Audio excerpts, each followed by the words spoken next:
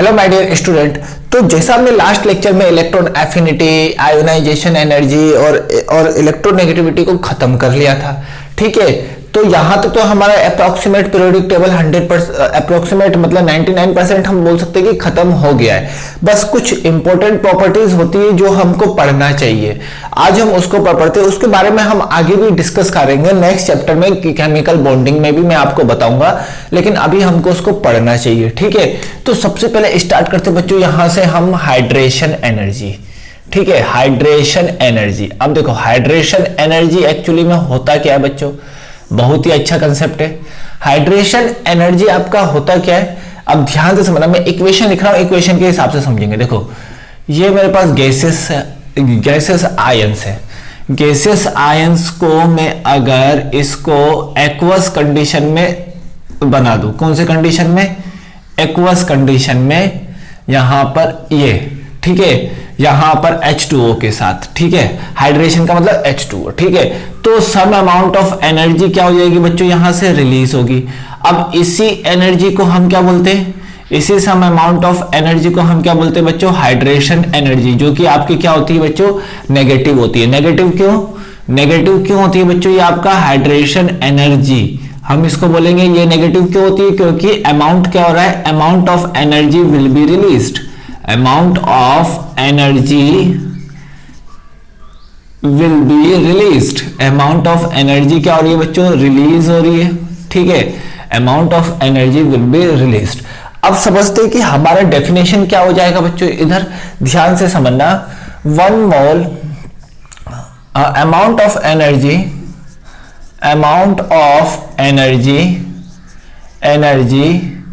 will release in 1 mole gaseous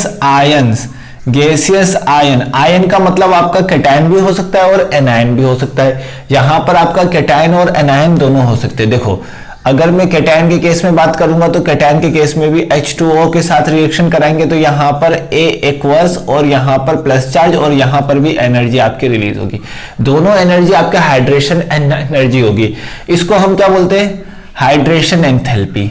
delta H के term में हम इसको क्या बोलेंगे, हाइड्रेशन एंथैल्पी, ठीक है, हाइड्रेशन एंथैल्पी बोलेंगे। अब देखिए amount of energy will release in 1 mole gaseous ion is completely hydrated,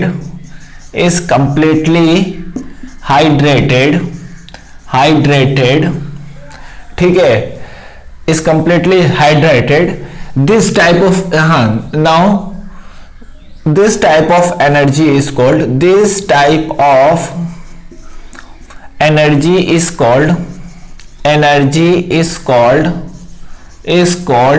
hydration energy, ठीक है, हाइड्रेशन एनर्जी। आप देखो बहुत सारे बच्चों को कंफ्यूजन हुआ होगा, electron affinity, negative sign, positive sign, इन सब में कंफ्यूजन हुआ होगा।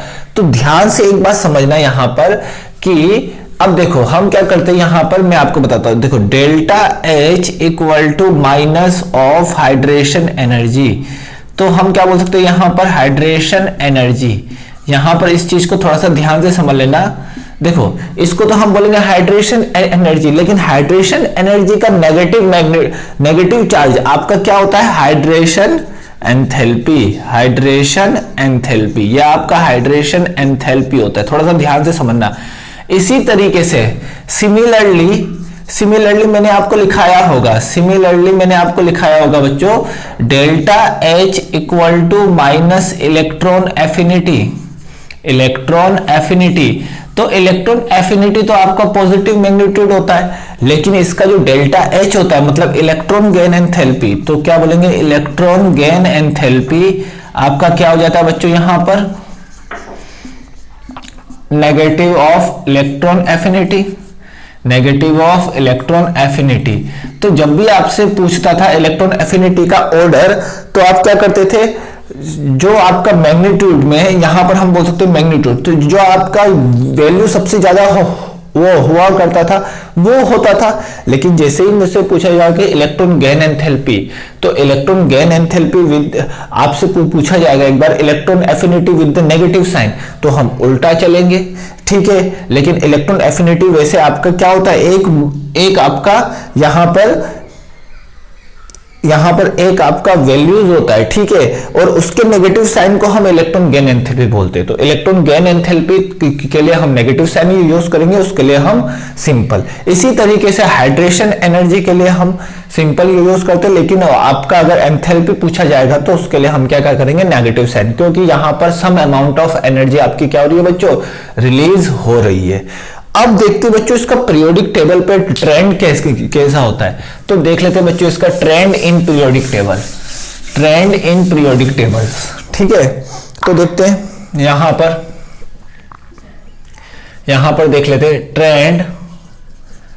ट्रेंड इन पीरियोडिक टेबल पे इसका ट्रेंड कैसा होगा बच्चों, ठीक है, ट्रेंड्स इन पीरियोडिक टेबल। अब मैं आपको सिंपल बताता हूं, देखो डाउन टू ग्रुप जाएंगे तो आपका क्या बढ़ेगा बच्चों, साइज बढ़ेगा, और साइज बढ़ने की वजह से आपके हाइड्रेशन एनर्जी कम हो जाएगी, हाइड्रेशन एनर्जी क्या हो जाएगी बच्चों, आपके कम हो जाएगी। तो अब मैं आपको बता सकता हूं यहां पर कि ऊपर जाएंगे तो आपकी हाइड्रेशन एनर्जी क्या होगी बच्चों, बढ़ेगी। मतलब ऊपर जाएंगे तो हम लोग यहां पर क्या देख सकते हैं, हाइड्रेशन एनर्जी इंक्रीज होगी, ठीक है, क्योंकि आपका साइज क्या होगा, ऊपर जाने पर छोटा होगा, ऐसा ही बोल सकते हैं। या फिर हम यहां पर बोल सकते हैं ऊपर जाने पर साइज आपका क्या होगा, छोटा होगा, तो हाइड्रेशन एनर्जी आपकी क्या हो जाएगी, बढ़ जाएगी। लेकिन अगर मैं बात करूं कि यहां से यहां मूवमेंट करूं, तो एक्चुअली में आपका जो हाइड्रेशन एनर्जी होता है बच्चों, हाइड्रेशन एनर्जी इज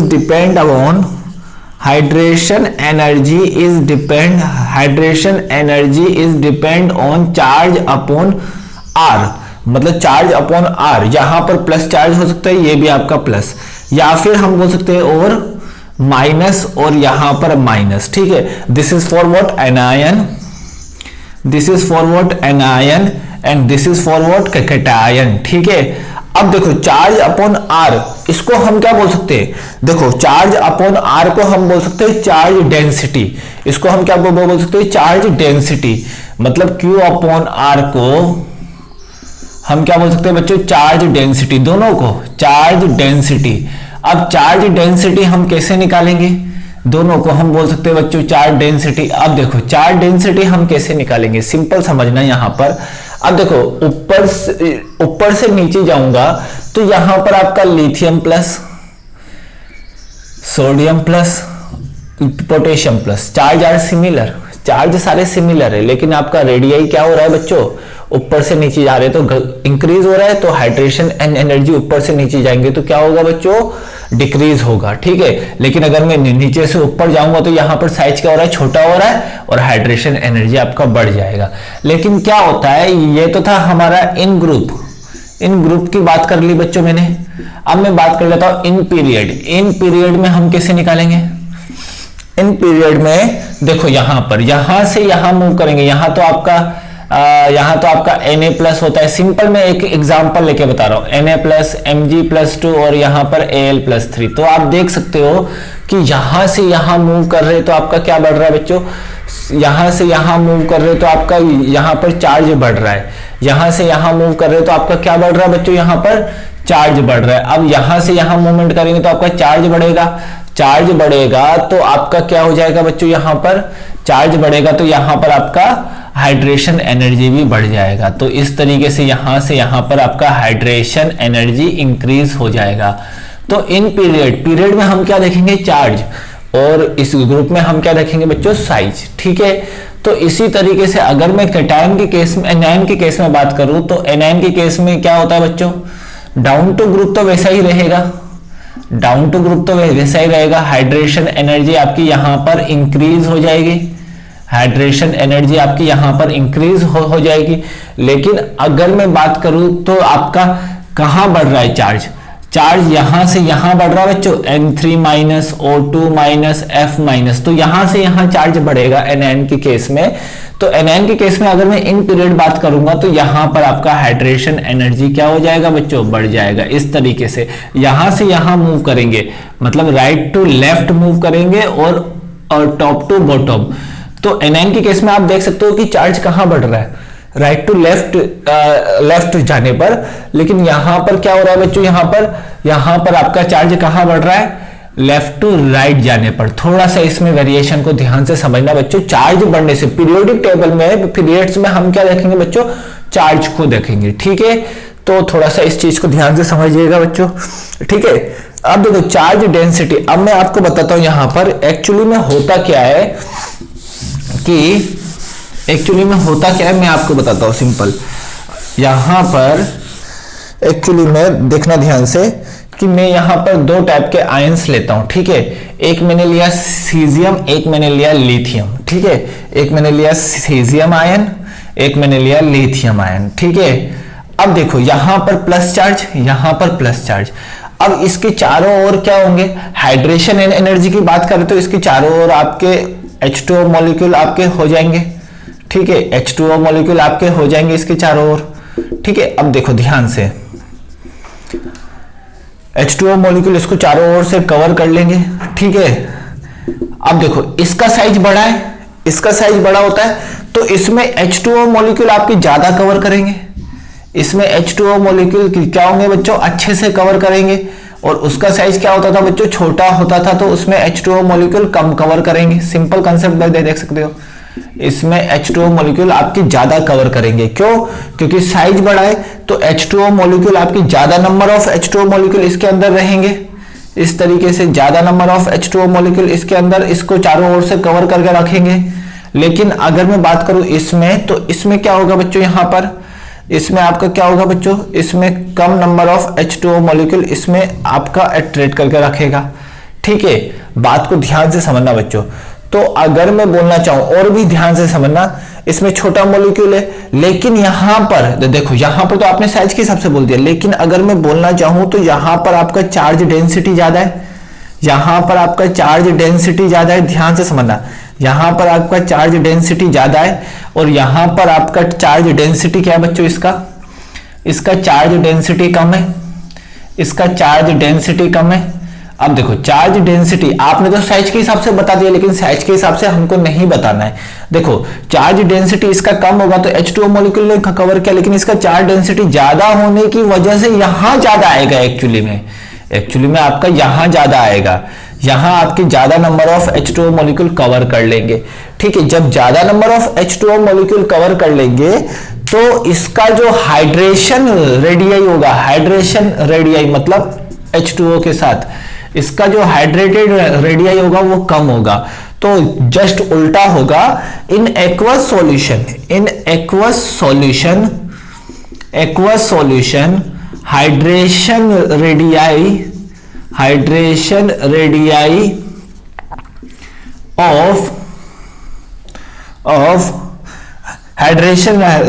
आप देख लो, Li aqueous is greater than, यहां पर CS एक्वस आप लोग नॉर्मली जानते हो कि CS का साइज बड़ा होगा, लेकिन यहां पर CS एक्वस का साइज छोटा हो जाएगा। क्यों होगा ऐसा, ड्यू टू चार्ज डेंसिटी। तो हम क्या बोल सकते हैं बच्चों, जिसका चार्ज डेंसिटी ज्यादा होगा उसका हाइड्रेशन रेडियाई आपका ज्यादा होगा।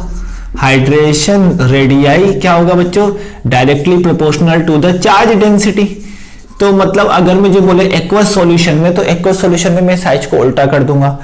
अब देखो ध्यान से, अभी यहां पर स्टार्ट नहीं हुआ है। अब मैं बात करता हूं आयोनिक मोबिलिटी, ठीक है, आयोनिक मोबिलिटी। अब देखो एक टर्म आता है बच्चों यहां पर आयोनिक मोबिलिटी, जो कि आप लोगों को अभी से समझ के चलते हुए चलना है, ठीक है। एक टर्म आता है यहां पर आयोनिक मोबिलिटी। मतलब आयोनिक मोबिलिटी को मैं आपको सिंपल बताता हूं, मूवमेंट ऑफ आयंस। अब देखो ध्यान से, अब इसका साइज छोटा है, ठीक है, जिसका हाइड्रेशन रेडियस छोटा होगा वो उस आयंस का मूवमेंट क्या होगा बच्चों, ज्यादा होगा, और जिसका साइज बड़ा होगा उसका मूवमेंट क्या होगा बच्चों, कम होगा। आप लोग समझ सकते हो कि साइज बड़ा होता है तो मूवमेंट कम होता है, और अगर साइज छोटा होता है तो मूवमेंट ज्यादा होता है। तो कौन से आयंस की मोबिलिटी ज्यादा होगी, तो यहां पर मोबिलिटी ऑफ आयंस में अगर मैं बात करूं लिथियम और CS में, तो CS प्लस की आयोनिक मोबिलिटी ज्यादा होगी as compare to Li+।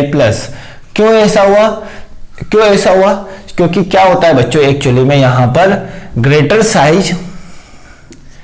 Greater in size मतलब hydration radii, greater in size मतलब hydration radii will be less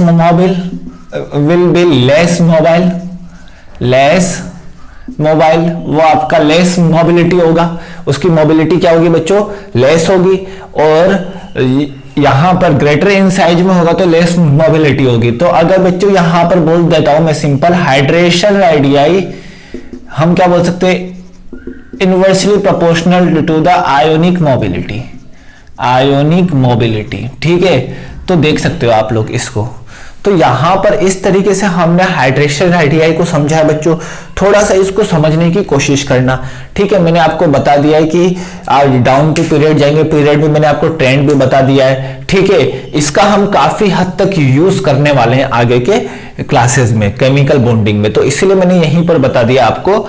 अब हम चलते बच्चों नेक्स्ट आपका एनर्जी, लेटाइस एनर्जी, ठीक है। लेटाइस एनर्जी के बारे में समझेंगे, यहां पर देख लेते हैं बच्चों लेटाइस एनर्जी। तो देखते हैं बच्चों यहां पर एक एक करके लेटाइस एनर्जी आपका होता क्या है, लेटाइस एनर्जी। अब बात को ध्यान से समझना, फिर से मैं इक्वेशन लिख रहा हूं, आपको इक्वेशन के हिसाब से डेफिनेशन को समझना है। देखो यहां पर B- सॉलिड, ठीक है, A+ गैस और B- गैस, ठीक है, ये मैंने लिखा, ठीक है। अब देखो ये आपका क्या होगा बच्चों, आयोनिक सॉलिड होगा। कौन सा होगा, आयोनिक सॉलिड, ठीक है। अब ध्यान से समझना, एनर्जी, रिक्वायर्ड एनर्जी, देखो यहां पर required energy to break 1 mole of ionic solid into its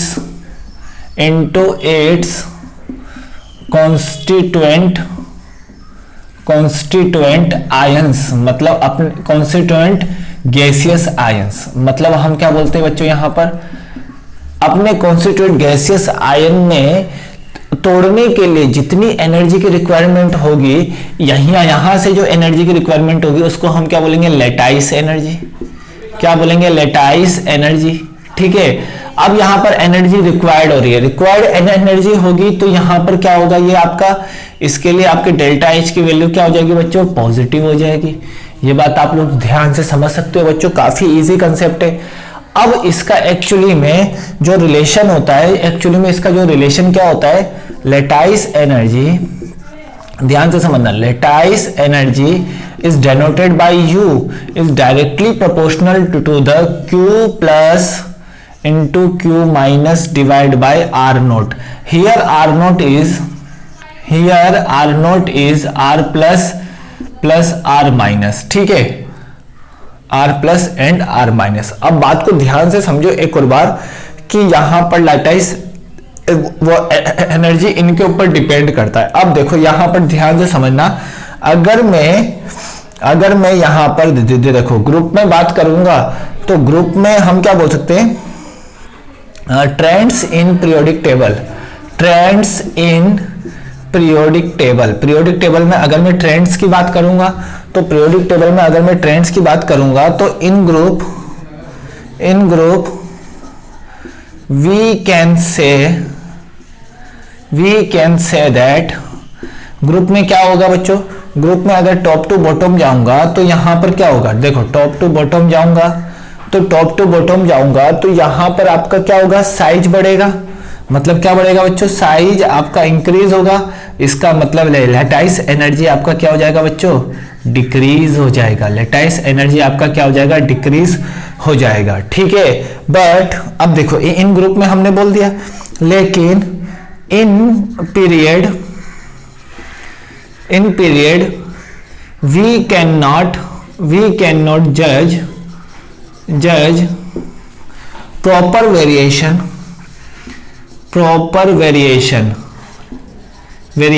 ठीक है, हम प्रॉपर वेरिएशन जज नहीं कर सकते। इट इज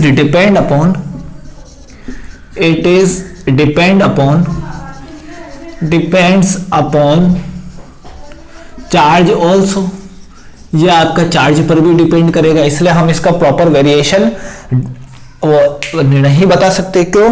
क्योंकि यहां से यहां जाएंगे तो साइज भी छोटा होगा और चार्ज भी आपका वेरी करेगा। तो अगर मैं चार्ज के हिसाब से देखना चाहूंगा,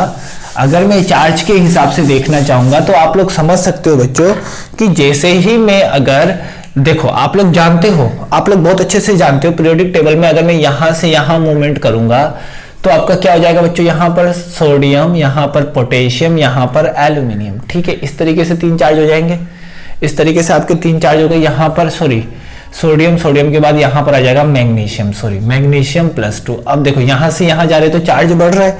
अब चार्ज बढ़ेगा तो आपका लेटाइस एनर्जी भी क्या होगा, यूजुअली आपका लेटाइस एनर्जी भी आपका क्या हो जाएगा बच्चों, यहां पर इंक्रीज हो जाएगा, ठीक है। लेकिन अगर मैं पीरियोडिक टेबल में यहां पर देखो कि in the case of cation, मैंने यहां पर कैटायन के केस में बताया, ठीक है, लेफ्ट टू राइट। अगर मैंने यहां पर इस तरीके से बताया होता लेफ्ट टू राइट, और मैं एनायन के केस में बात करता N3- O2- और यहां पर F-, तो चार्ज यहां से यहां बढ़ रहा है, तो इसका मतलब lattice energy left to right आपका इंक्रीज होगा, लेफ्ट टू राइट आपका लेटाइस एनर्जी इंक्रीज होगा। तो यहां पर ये किसके लिए बच्चों, एनायन के लिए। मैं जो एरो बना रहा हूं ना वो बच्चों में इंक्रीमेंट के हिसाब से बना, ठीक है, एरो जो बना रहा हूं बच्चों में इंक्रीमेंट के हिसाब से बना रहा हूं, थोड़ा सा ध्यान से समझना। अब देखो यहां पर तो आपको मैंने बता दिया, ठीक है, इसके बारे में उतना नहीं, आपको बस थोड़ा सा ध्यान रखना है कि एनर्जी क्या है, क्या चीज नहीं है, ठीक है, आपको इतना ही पूछा जाएगा, ज्यादा नहीं पूछा जाएगा अभी पीरियोडिक टेबल में। अब हाँ, इंपॉर्टेंट टर्म ये है कि फॉर कैलकुलेशन ऑफ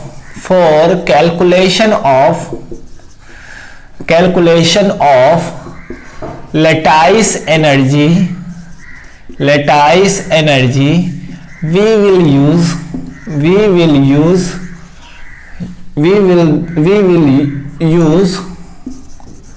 Born-Haber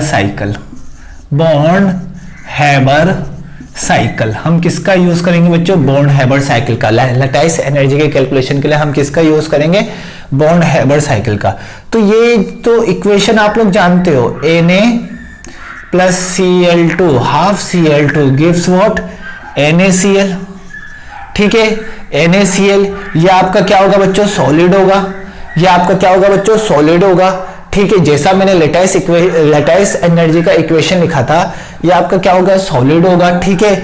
अब बात को ध्यान से समझना, ये आपका क्या है, सॉलिड है, ये आपका गैस है, ठीक है। अब मुझे एक एक करके बताओ कि जहां पर जो लेटाइस एनर्जी होता है वो क्या होता है, AXBY, ठीक है, ऐसा होता है, AXBY होगा, ये आपका सॉलिड कंपाउंड होगा। अब सॉलिड कंपाउंड अपने कॉन्स्टिट्यूएंट आयंस में डिसोसिएट होंगे, तो इसका मतलब यहाँ Y, यहाँ X, और यहाँ पर आपका Y, और ये यहाँ पर ये प्लस ये -X, ठीक है।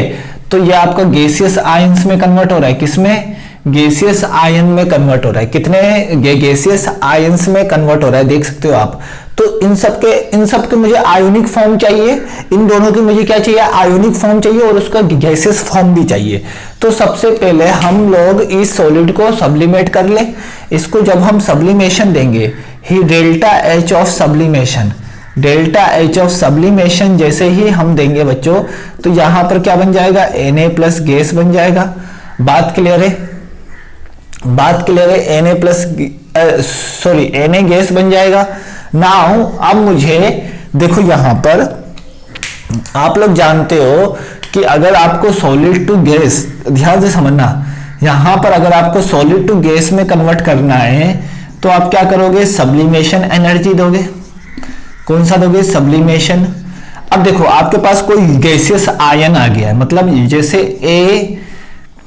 AX, आप यहां पर ए गैसियस आयन आ चुका है, ठीक है। अब गैसियस आयन में आपको पॉजिटिव चार्ज डेवलप करना है, तो आप क्या करोगे, आयोनाइजेशन एनर्जी दोगे। तो यहां पर आपका पॉजिटिवली क्या आ जाएगा बच्चों, यहां पर आयोनाइजेशन एनर्जी आ जाएगा, ठीक है। तो यहां पर मैंने इसको आयोनाइज किया, आयोनाइजेशन एनर्जी दिया, तो यहां पर आपका क्या आ जाएगा, Na+ और यहां पर गैसियस मीडियम, ठीक है। देखो एक चार्ज आपका गैसियस आयन में आ चुका है, ठीक है। इस तरीके से हमने कर लिया।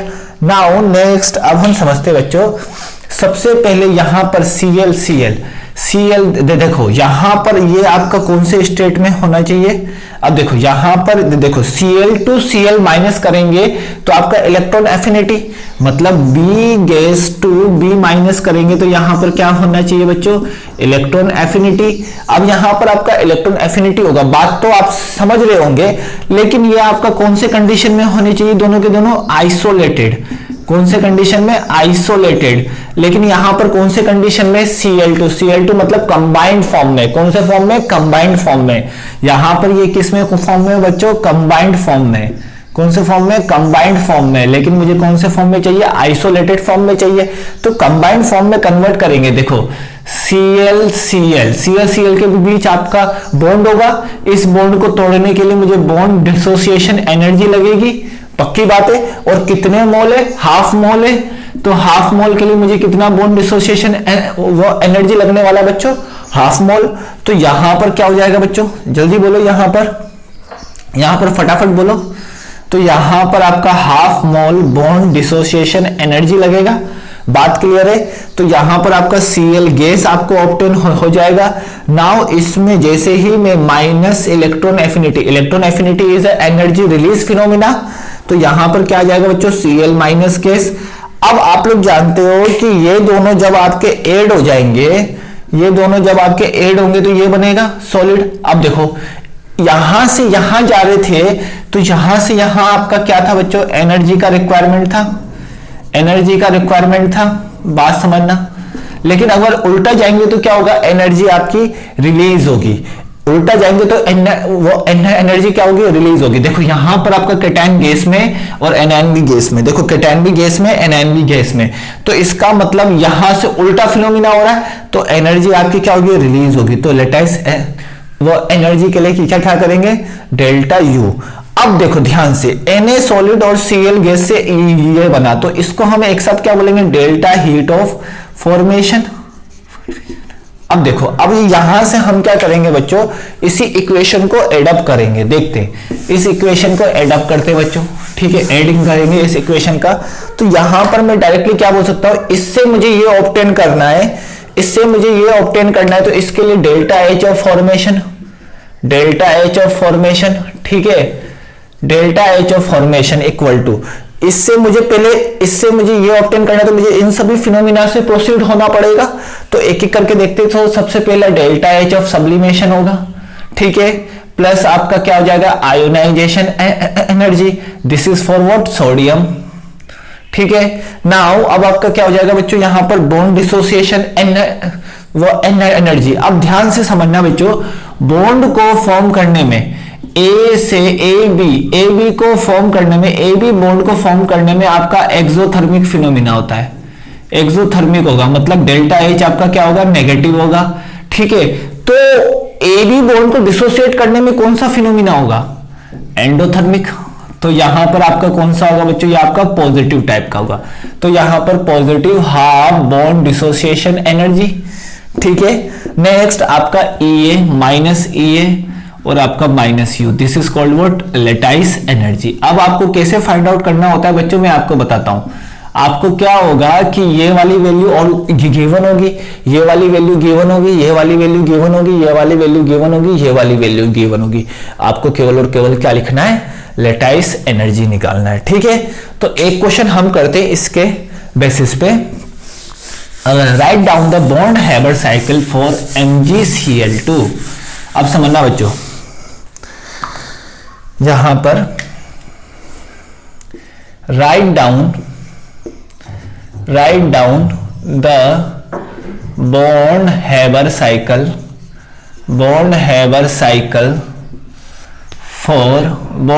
cycle for MgCl2। आपको MgCl2 के लिए Born-Haber साइकिल लिखना है। अब देखो कैसे लिखेंगे, सबसे पहले समझो बच्चों, Mg प्लस Cl2Cl, यहां पर Cl2, ठीक है, Cl2 gives what, MgCl2। This is यहां पर आपका गैस और ये आपका सॉलिड। अब देखो ये आपका हीट ऑफ फॉर्मेशन होगा, ठीक है।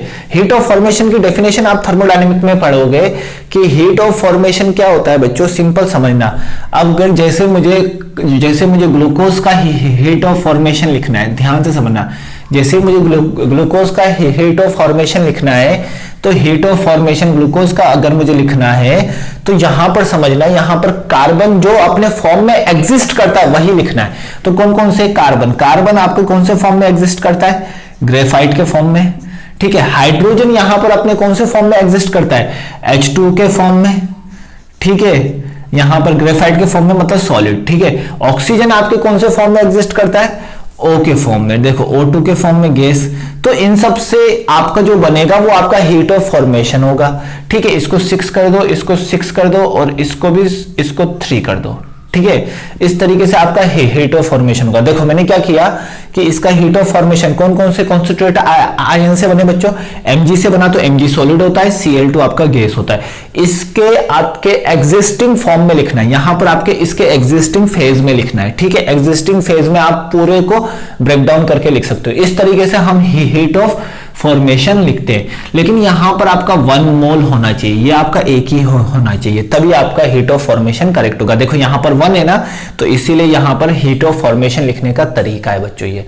जैसे मैंने लास्ट एग्जांपल में NaCl के लिए लिखा था बच्चों हीट ऑफ फॉर्मेशन, या आप फिजिकल में पढ़ोगे थर्मोडायनेमिक्स में, थोड़ा सा मैं आपको बता देता हूं, थोड़ा सा कोशिश करो समझने की। देखो यहां पर NaCl के लिए मैंने लिखा था, तो NaCl को 1 माना था। अब NaCl में 2 चीजें, एक तो आपका Na सॉलिड है, एक आपका Cl2। Cl आपका Cl2 में एग्जिस्ट करता है, लेकिन ऐसा नहीं है ना, इसको हाफ करना पड़ेगा और ये गैस, क्योंकि मुझे यहां पर कंपलसरी है कि इसको मुझे 1 करके रखना पड़ेगा, ठीक है। तो यहां पर 1 करके रखा। अब देखो, अब इसमें मुझे लिखना है वो लैटाइस एनर्जी, इसके लिए मुझे कंप्लीटली बॉर्न-हैबर साइकिल बनाना है। तो सबसे पहले सॉलिड को मैं किस में कन्वर्ट करूंगा, गैसियस आयन में।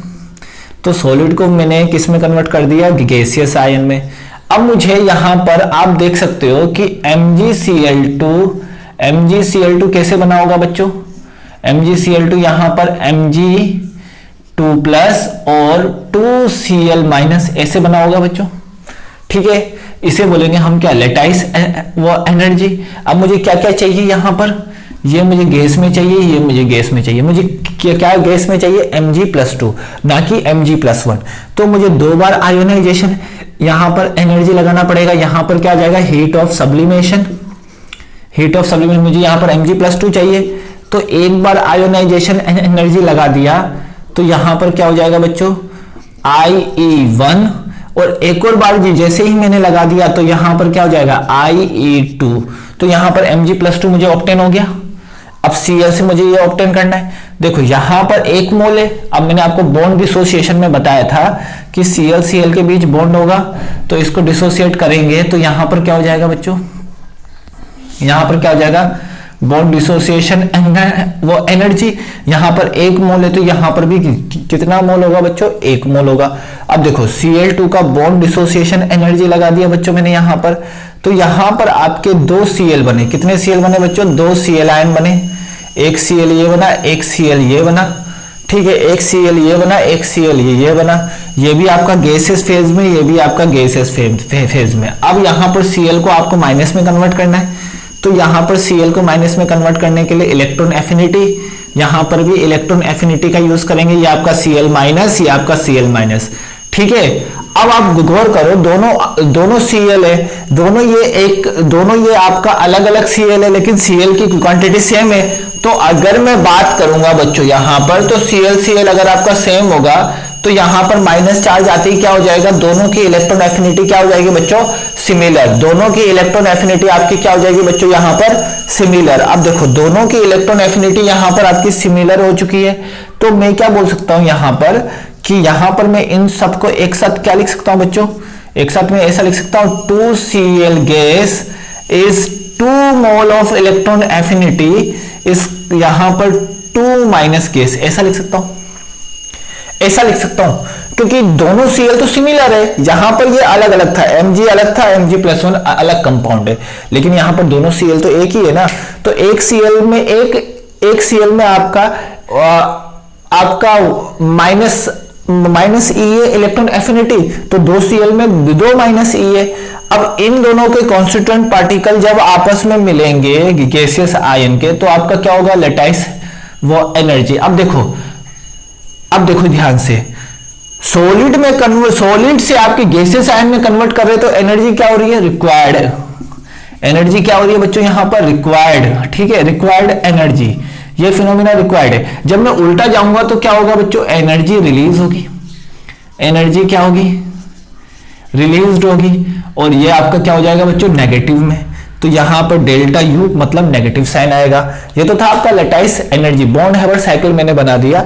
लेकिन अगर मैं इसके लिए इक्वेशन लिखना चाहूंगा तो मैं किस तरीके से लिखूंगा बच्चों, थोड़ा सा समझ लो बच्चों, इसको थोड़ा सा कंसेप्चुअल है तो देख लेते हैं। यहां पर delta H of formation is equal to, यहां पर क्या आ जाएगा, डेल्टा एच ऑफ सब्लिमेशन सारी प्लस EA1 प्लस EA2, ठीक है। अब यहां पर क्या हो जाएगा बच्चों, plus bond dissociation energy -2EA, ये आपका क्लोरीन के लिए, ठीक है, -2EA, और यहां पर क्या हो जाएगा -U। ये आपका इक्वेशन बनेगा इसके लिए, ठीक है, लेटाइस एनर्जी को कैलकुलेट करने के लिए, ठीक है, ये आपका इक्वेशन बनेगा। थोड़ा सा इस पे थोड़ा सा ध्यान दीजिएगा बच्चों, ठीक है, काफी इंपॉर्टेंट है, काफी सिंपल फिनोमेना है, ठीक है। आप लोगों को अगर एक बार पढ़ोगे तो आपको समझ में आ जाएगा। तो यहां तक हमने लेटाइस एनर्जी को कंप्लीट किया, ठीक है। अब आगे चलते बच्चों यहां पर इंपॉर्टेंट पॉइंट पर, बेटा इसके जो ऑर्डर वाले क्वेश्चन है वो एक्चुअली में आपके आएंगे कहां पर, वो एक्चुअली में आपके आएंगे केमिकल बॉन्डिंग में। तो वो मैं केमिकल बॉन्डिंग में लूंगा, लेकिन आपको अभी बस इतना सा समझना है कि लेटाइस एनर्जी क्या होता है और हाइड्रेशन एनर्जी क्या होता है। अब हम चलते हैं बच्चों next property, oxidation and reducing power. Oxidation and reducing nature, ठीक है। अब इसको समझ लेते हैं। मैंने आपको बताया था आयोनाइजेशन एनर्जी के डायरेक्टली प्रोपोर्शनल होता है, ऐसा मैंने क्यों बताया था आप समझना। ऑक्सीडेशन, जनरली आपका ऑक्सीडेशन जो फिनोमिना होता है, ऑक्सीडेशन जो प्रोसेस होता है वो क्या होता है बच्चों, ऑक्सीडेशन प्रोसेस आपका क्या होता है, आप बताओ जल्दी से, ऑक्सीडेशन प्रोसेस आपका क्या होता है, ऑक्सीडेशन प्रोसेस आपका क्या होगा और रिड्यूसिंग प्रोसेस क्या होगा, ऑक्सीडेशन और रिड्यूसिंग नेचर। जिसका ऑक्सीडेशन होगा वो क्या होगा बच्चों, आप अपने आप रिड्यूसिंग नेचर होगा उसका, या फिर हम उसको क्या बोलेंगे, रिड्यूसिंग एजेंट। जस्ट उल्टा होता है बच्चों, रिड्यूसिंग एजेंट बोलेंगे या फिर हम उसको, ठीक है, या फिर ऑक्सीडेट, ठीक है। तो ध्यान से समझना ऑक्सीडेशन। अब Na से अगर मैं Na सॉलिड में, देखो यहां पर Na प्लस एक्वस कर दिया, ठीक है, Na प्लस एक्वस कर दिया, ध्यान से समझो बच्चों, Na प्लस एक्वस किया, यहां पर मैंने इलेक्ट्रॉन को गिव किया, तो ये जो फिनोमिना होगा, ये फिनोमिना क्या होगा, इस प्रोसेस को हम क्या बोलेंगे, ऑक्सीडेशन प्रोसेस। ऑक्सीडेशन प्रोसेस, इस प्रोसेस को हम क्या बोलेंगे, ऑक्सीडेशन। यहां पर Na ना लेके A ले लो बच्चों, ताकि आपको ज्यादा समझ में आ जाएगा, ठीक है। ऑक्सीडेशन प्रोसेस, या फिर हम यहां पर क्या बोलेंगे इसको, रिड्यूसिंग एजेंट, ठीक है, रिड्यूसिंग एजेंट। अब बात को समझना, रिड्यूसिंग एजेंट लेंगे। अब बात को ध्यान से समझना, यहां पर ये नेचर में कौन से फॉर्म में एग्जिस्ट करता है, नेचुरल फॉर्म। यहां पर इसका नेचुरल फॉर्म लिखना है हमेशा, कौन सा फॉर्म लिखना है, नेचुरल फॉर्म। नेचुरल फॉर्म में आपका जो आपका मेटल होता है, मेटल आपका सॉलिड फॉर्म में एग्जिस्ट करता है, ठीक है। मेटल आपका क्या कौन से फॉर्म में एग्जिस्ट करेगा बच्चों, सॉलिड फॉर्म में एग्जिस्ट करेगा, तो ये मैंने लिखा। अब इन सभी रिएक्शन में क्या हो रहा होगा, एक्चुअली कौन कौन से रिएक्शन इन्वॉल्व आपकी हो रही होगी, तो this phenomena involves in this phenomena involves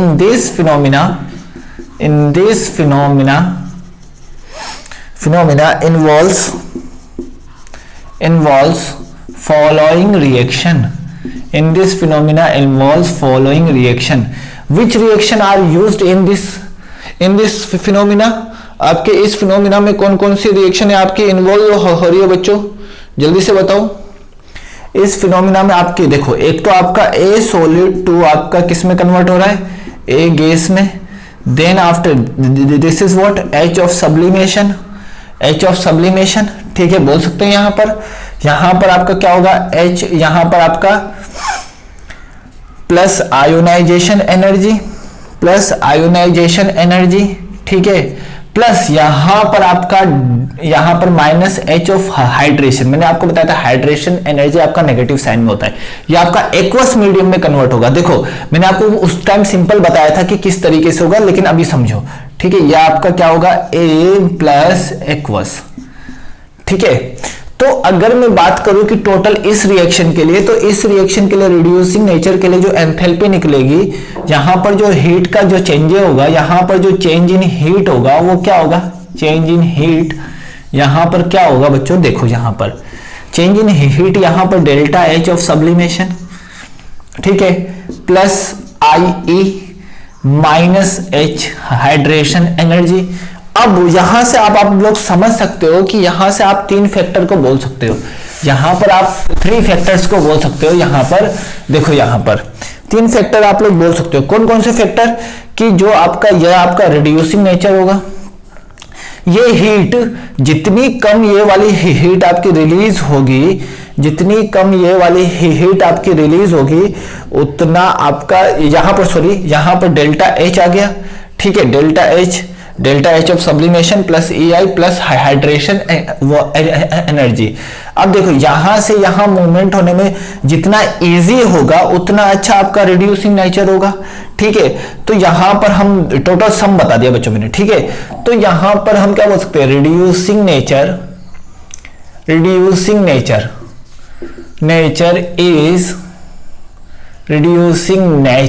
is directly proportional to the, देखो सब्लिमेशन अगर आपका ज्यादा होगा तो आपका रिड्यूसिंग नेचर आपका क्या हो जाएगा, कम हो जाएगा, तो सब्लिमेशन, ठीक है। अब यहां पर ध्यान से समझना, तो रिड्यूसिंग नेचर आपका किसके ऊपर, यहां पर सिंपल बोल सकते हैं हम, यहां पर 1 डेल्टा एच ऑफ सब्लिमेशन, ठीक है। यहां पर बोल सकते हैं 1 ई आई, मतलब आयोनाइजेशन एनर्जी, ये तो मैंने आपको बताया था, ठीक है। इनवर्सली प्रोपोर्शनल टू द, यहां पर आपका हाइड्रेशन के लिए आपको यहां पर हाइड्रेशन अगर बढ़ाएंगे तो ये वैल्यू कम होगी, तो यहां पर आपका हाइड्रेशन, इस तरीके से मैंने आपको बताया होगा कि जितना ज्यादा आपका आयोनाइजेशन एनर्जी कम होगा उतना ज्यादा आपका रिड्यूसिंग नेचर, क्योंकि ये फटाफट आपका इसमें ट्रांसफर हो जाएगा। तो जरूरी नहीं है कि आपका आयोनाइजेशन एनर्जी पे कंप्लीटली डिपेंड करता है, आपका किस पर डिपेंड करता है, हाइड्रेशन एनर्जी पे भी डिपेंड करता है।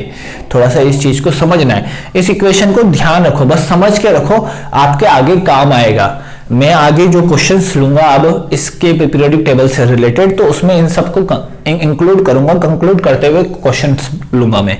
थोड़ा सा इसको समझना। इसकी डीपीपी आपके पास नहीं आएगी बच्चों, क्योंकि इसकी डीपीपी नहीं है बच्चों, इसकी डीपीपी आपके पॉसिबल नहीं है बनाना अलग से, तो इसकी डीपीपी नहीं मिलेगी, ठीक है। ये आपके क्वेश्चन के थ्रू ही मैं इसको डिस्कस करूंगा सारे, ठीक है। तो इसको समझ लेना। यहां पर आप देखो रिड्यूसिंग नेचर आपके सब्लिमेशन के इनवर्सली, जितना कम आपके हीट ऑफ सब्लिमेशन होगा उतना अच्छा आपका होगा, ठीक है। अगर मैं यहां पर बोलना चाहूं कि एक क्वेश्चन देख लेते हैं, CS aqueous, which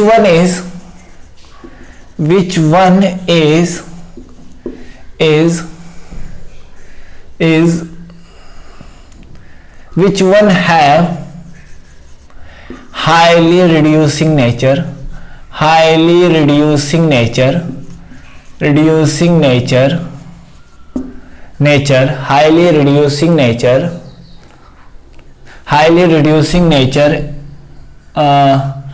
CS aqueous और यहां पर आपका Li एक्वस। अब बताओ बच्चों, सी एस एक्वस आपका हाईली रिड्यूसिंग नेचर का होगा कि Li एक्वस? ठीक है, अब यहां पर ध्यान से समझना है बच्चों, यहां पर सी एस एक्वस आपका हाईली रिड्यूसिंग नेचर का होगा कि Li एक्वस। अब आपको इसको बताना है, तो अब देखो यहां पर मैं आपको बताता हूं, सी एस और Li में आपको बताना है, छोड़ो इसको छोड़ो, सी एस और Li में दोनों में से कौन आपका हाईएस्ट रिड्यूसिंग नेचर का होता है? ठीक है, एंड सी एस Li। अब आपको दोनों में बताना है। अगर मैं सी एस के लिए यहां पर Li के लिए कैलकुलेट करूंगा तो Li के लिए जो आपके हाइड्रेशन एनर्जी होगी, delta H of hydration energy for Li is very very very greater than delta H of hydration of C S. ठीक है, सी एस से हाइड्रेशन एनर्जी इसकी बहुत ज्यादा होगी। जब सी एस से हाइड्रेशन एनर्जी बहुत ज्यादा होगी तो इसमें क्या होगा बच्चों? Delta H of sublimation plus ionization energy minus hydration energy. अब देखो यहां पर अगर हाइड्रेशन एनर्जी ज्यादा होगा तो लिथियम के केस में इसकी वैल्यू बढ़ जाएगी, in the case of lithium इसकी वैल्यू बढ़ जाएगी। तो यहां पर आपका टोटल क्या होगा? In the case of lithium समझ लेना, in the case of lithium के केस में इसकी वैल्यू बढ़ जाएगी और टोटल जो माइनस वैल्यू है वो आपकी इंक्रीज होगी। तो इसका मतलब डेल्टा एच क्या हो जाएगा? डिक्रीज हो जाएगा, डेल्टा एच आपका डिक्रीज होगा। लेकिन यहां पर सी एस के लिए जो हाइड्रेशन एनर्जी होती है बच्चों वो कम होती है। सी एस के लिए हाइड्रेशन एनर्जी आपकी क्या होती है बच्चों?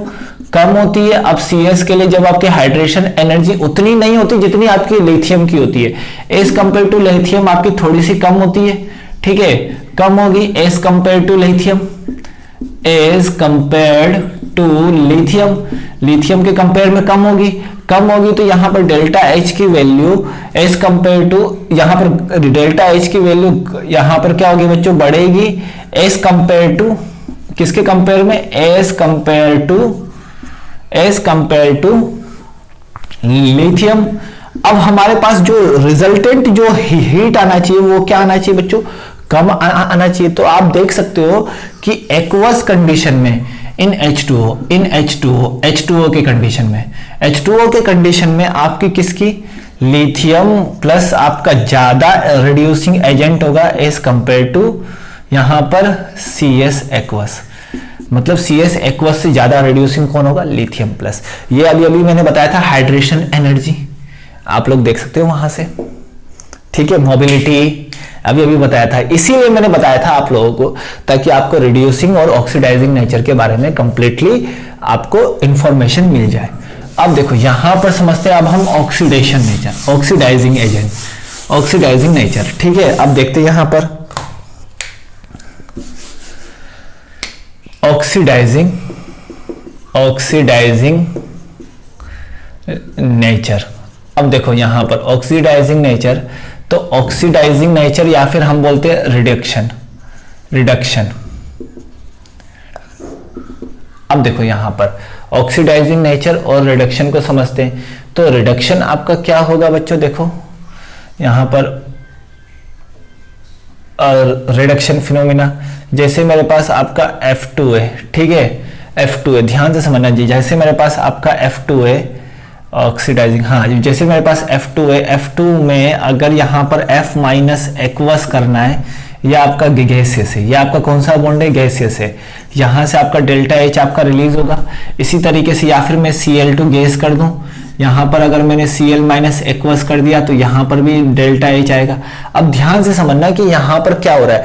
इसको प्रोसीड करने के लिए हमें कौन कौन से फिनोमिना से प्रोसीड होना पड़ेगा? तो above reaction involves following reaction. Above reaction involves following reaction. आपके ऊपर वाले रिएक्शन कुछ रिएक्शन को इन्वॉल्व कर रहे हैं। कौन कौन से? देखो सबसे पहले F2 गैस को मुझे किस में कन्वर्ट करना पड़ेगा? F में। तो F गैस में कन्वर्ट करने के लिए क्या लगेगा बच्चों? अभी बताया बॉन्ड डिसोसिएशन एनर्जी। देन इससे मुझे क्या लगेगा? इलेक्ट्रॉन एफिनिटी, ठीक है, which is in negative sign. ठीक है, तो यहां पर क्या आ जाएगा? F माइनस, ठीक है, यह आपका हो गया गैसियस मीडियम में। नाउ इसमें जब मैं H2O से ऐड करूंगा तो यहां पर F माइनस एक्वस हो जाएगा, this is called what, hydration energy. ठीक है, अब आप देख सकते हो बच्चों यहां पर ऑक्सीडाइजिंग नेचर के बारे में, तो ऑक्सीडाइजिंग एजेंट के लिए अब आप यहां पर देख सकते हो बच्चों, आप कौन कौन सी इक्वेशन बनेगी, इक्वेशन समझना बच्चों। इसकी इक्वेशन क्या बनेगी बच्चों, delta H equal to BDE, सबसे पहले BDE bond dissociation energy minus EA minus hydration. ठीक है, ऐसा बनेगा।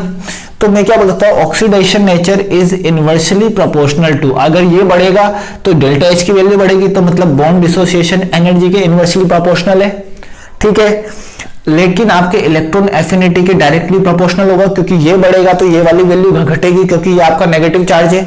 और हाइड्रेशन वैल्यू भी बढ़ेगा तो ये वाली वैल्यू भी आपकी क्या हो जाएगी बच्चों, बढ़ जाएगी। तो इसके केस में हम इस तरीके से देखते हैं बच्चों। ठीक है, इसके केस में हम इस तरीके से देखते, थोड़ा सा इस तरीके से हमको इसको समझना पड़ेगा। ऑक्सीडाइजिंग नेचर और आपका रिड्यूसिंग नेचर किसके ऊपर डिपेंड करता है, अब आप लोग समझ सकते हो बच्चों, काफी इजी है। ठीक है, एक दो बार देखोगे तो आपको समझ में आ जाएगा। ठीक है, और हम आगे इसके बारे में डिस्कस करते रहेंगे हर टॉपिक में, S block, P block, D block, इन सब में हम इसको काफी डिस्कस करेंगे। तो अभी आप लोगों को इतना समझ लेना है कि ये रिएक्शन कैसे हो रही है, बस ये ध्यान रखना है कि ये टू फिनोमिना आपके किस किस के ऊपर डिपेंड कर रही है। ठीक है, कोई नहीं बताएगा बच्चों, तो सब सिंपली बोल देंगे इलेक्ट्रॉन एफिनिटी के डायरेक्टली प्रोपोर्शनल है, या फिर आयोनाइजेशन एनर्जी के इनवर्सली प्रोपोर्शनल है। आप लोग ढूंढ सकते हो, ढूंढोगे तो आपको ऐसा ही कुछ देखने को मिलेगा, ढूंढोगे तो आपको कुछ ऐसा ही देखने को मिलेगा। इसमें कुछ आपको नया देखने को नहीं मिलेगा। ठीक है, इसमें कुछ आपको नया देखने को बिल्कुल नहीं मिलने वाला। जब आपको नया देखने को ही नहीं मिलेगा बच्चों, तो क्या क्या करोगे आप लोग, खुद ही बताओ। तो आप लोग क्या करोगे, जब आपको इसमें नया देखने को ही नहीं मिलेगा तो आप लोग क्या करोगे बच्चों। तो इस तरीके से हम इसको डील कर सकते हैं। नाउ अब एक छोटा सा कंसेप्ट आता है बच्चों, कि अब ध्यान से समझना, मेटेलिक और नॉन मेटेलिक कैरेक्टर। ठीक है, मतलब metallic and non metallic character, इसको भी मैं आपको बता देता हूं यहां पर ध्यान से, metallic and non metallic character. अब देखो metallic and non metallic character, अब देखो अगर मैं, ध्यान से समझना कि अगर मैं ग्रुप में, देखो यहां पर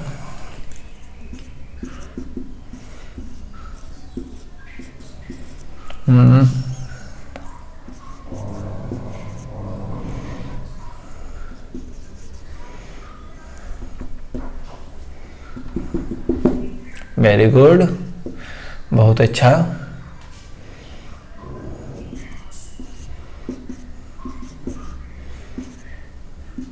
अब देखो अगर मैं पीरियोडिक टेबल में यहां से यहां मूवमेंट करूंगा, यहां से यहां मूवमेंट करूंगा, तो आपका क्या होगा बच्चों, आपका क्या होगा, यहां पर इजीली डोनेट करेगा, इजीली H प्लस डोनेट करेगा, तो यहां पर आपका मेटालिक कैरेक्टर बढ़ेगा, यहां पर आपका मेटालिक कैरेक्टर बढ़ेगा। ठीक है, मैंने आपको वैसे ही बताया हुआ है, इसको मेटालिक कैरेक्टर बढ़ेगा। और यहां से यहां मूवमेंट करूंगा तो आपका मेटालिक कैरेक्टर बढ़ेगा, और मेटालिक कैरेक्टर बढ़ेगा तो इसका मतलब आपका क्या होगा बच्चों, यहां से यहां मूवमेंट करूंगा तो आयोनाइजेशन एनर्जी आपका क्या होगा बच्चों, कम होगा। आयोनाइजेशन एनर्जी आपका कम होगा, मतलब इजीली इलेक्ट्रॉन को डोमिनेट करेगा। तो अगर जितना ज्यादा मेटालिक कैरेक्टर होगा उतना अच्छा क्या होगा, रिड्यूसिंग एजेंट, उतना अच्छा क्या हो जाएगा बच्चों, रिड्यूसिंग एजेंट। ठीक है, अगर मैं सिंपल बात करूं इन पीरियोडिक टेबल, ना कि मैं गैसियस स्टेट एक्वस स्टेट की बात कर रहा हूं, यहां पर सिंपल बात कर रहा हूं, तो यहां से यहां जाएंगे तो आपका reducing agent, reducing power increase होगा। ठीक है, अगर मैं नॉन मेटल की तरफ मूव करूं, ठीक है, यहां से यहां मूव करूंगा तो नॉन मेटेलिक, अगर नॉन मेटल के केस में होगा तो नॉन मेटल के केस में जस्ट आपका उल्टा हो जाएगा। नॉन मेटालिक के केस में आपका यहां पर ऑक्सीडाइजिंग पावर इंक्रीज होगा, ऑक्सीडाइजिंग पावर इंक्रीज होगा।